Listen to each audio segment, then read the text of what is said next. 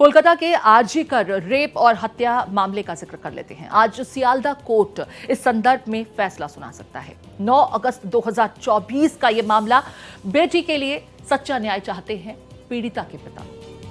तो आरजी कर रेप और हत्या मामले का हम जिक्र कर रहे हैं। कोलकाता का आरजी कर रेप हत्या मामला, जिसमें आज बेहद अहम दिन सियालदा कोर्ट द्वारा आज इस संदर्भ में फैसला सुनाया जा सकता है।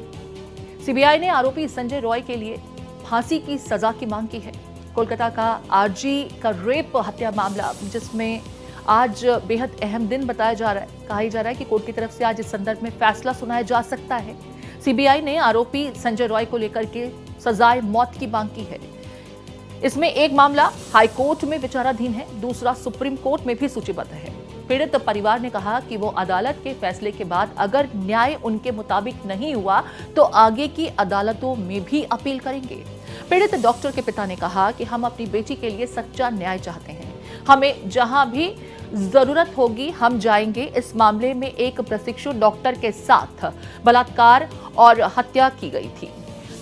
मेरे साथ मेरे सहयोगी देवनाथ जुड़ गए हैं। देवनाथ का रुख कर लेते हैं। देवनाथ, आरजी कर रेप हत्या मामले ने पूरे देश को हैरान परेशान किया था। जगह जगह प्रदर्शन हुए।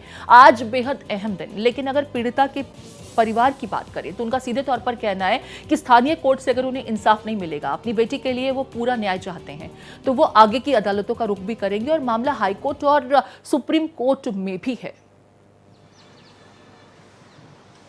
और देखिए, मुकदमा शुरू होने के 57 दिन बाद ये फैसला आएगा आज। लेकिन जो प्रीति आप बात कर रही थी परिवार की, मैंने उस पूरे कोलकाता की सड़कों पर मैंने देखा था कि किस तरीके से डॉक्टर, आम लोग और पॉलिटिशियन सबके सब आरजीकर मुद्दे पर उतर गए थे न्याय पाने के लिए। और ममता बनर्जी बेहद मुश्किल दौर में आ गई थी। आज 57 दिन बाद जब ये फैसला आया होगा तो परिवार की निगाहें इसलिए भी बहुत महत्वपूर्ण है क्योंकि अपनी बेटी के लिए वो इंसाफ की मांग कर रहे हैं। और सिर्फ वही नहीं, पूरा कोलकाता और पूरा देश इस आंदोलन में उनके साथ खड़ा हो गया था।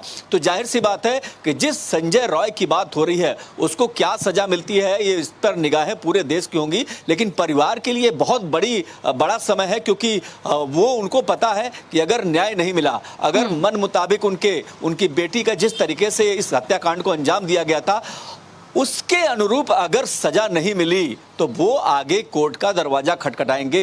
लेकिन इसके अलावा सिर्फ कंसर्न उनका ही नहीं है, पूरे कोलकाता और पूरे देश के लोग ये चाहते हैं कि इस पर एक कठोर फैसला आए ताकि एक नजीर हो। मैं कोलकाता की सड़कों पर प्रीति गया था और भारत एक्सप्रेस बड़े तरीके से कवरेज किया था। देवनाथ, कोर्ट की भी अपनी लिमिटेशंस होती हैं। आपने केस को कितनी स्ट्रांगली प्रेजेंट किया है, आरोप पत्र में कितना दम है, कितने फैक्ट्स हैं, ये तमाम चीजें भी कोर्ट के फैसले को काफी हद तक प्रभावित करती हैं। ऐसा नहीं है कि आपने सिर्फ कोई खास सजा की मांग की तो कोर्ट आपकी भावनाओं को देखते हुए सजा सुनाएगा। यहां में सीबीआई द्वारा जो केस इस पूरे मामले में इन्वेस्टिगेट किया गया, आरोप पत्र दाखिल किए गए, वो कितने स्ट्रांग रहे, जानकार क्या कहते हैं? सजाए मौत की मांग की गई है सीबीआई की तरफ से।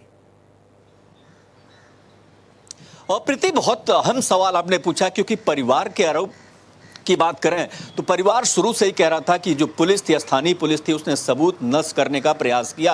ये भी कहा जा रहा था कि जानबूझ करके उस जो एरिया में आने दिया गया लोगों को, जहां पे क्राइम सीन पर लोगों को मौजूद, और जो प्रिंसिपल थे उस समय उस आरजीकर के, उन पर भी आरोप था कि वो अपने तमाम लोगों के साथ सबूतों को नष्ट करने के लिए, खास करके परिवार का आरोप था कि वो प्रयास किए जा रहे थे और पुलिस इसमें इन्वॉल्व थी। तो जाहिर सी बात है कि सीबीआई ने जिस तरीके से तहकीकात की है, क्या वो सबूत वहां पर मिले कि नहीं मिले। और सबूत, इसलिए भी आपने सही कहा कि भावनाओं पर न्याय नहीं होता। न्याय तो सबूतों के आधार पर है, फैसला तो सबूतों के आधार पर आएगा। तो ये एक ऐसी कड़ी है जो बहुत कमजोर कड़ी है, जिसके बारे में परिवार पहले ही बता चुका था कि उनको कोलकाता पुलिस पर भरोसा नहीं था। इसी वजह से हाईकोर्ट और सुप्रीम कोर्ट में भी मामला है। सियालदा कोर्ट का क्या कुछ फैसला आता है, इस पर नजर बनी रहेगी। फिलहाल तमाम तथ्य साझा करने के लिए बहुत शुक्रिया देवनाथ आपका।